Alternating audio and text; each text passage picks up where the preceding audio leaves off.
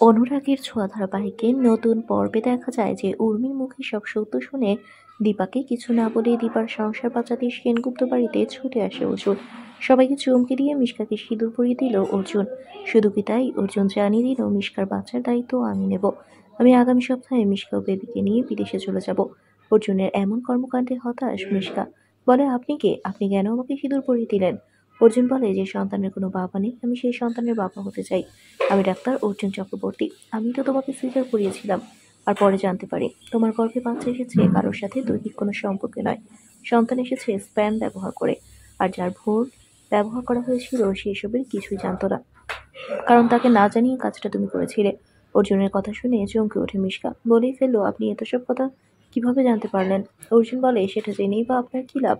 আমি তো বলবো না, তবে এটা কি ঠিক আমি সত্যি বলছি?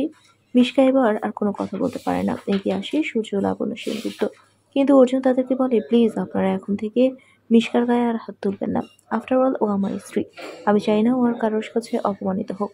ততক্ষণে পালক কিন্তু জয়ার উর্মিকে ফোন করে জানিয়ে দিল সব কথা। তাহলে কি এবার সবটা জয়ের কাছে শুনে দীপাও চলে আসবে সোনা রূপাকে নিয়ে, নাকি সূর্য নিজেকে নিয়ে আসবে?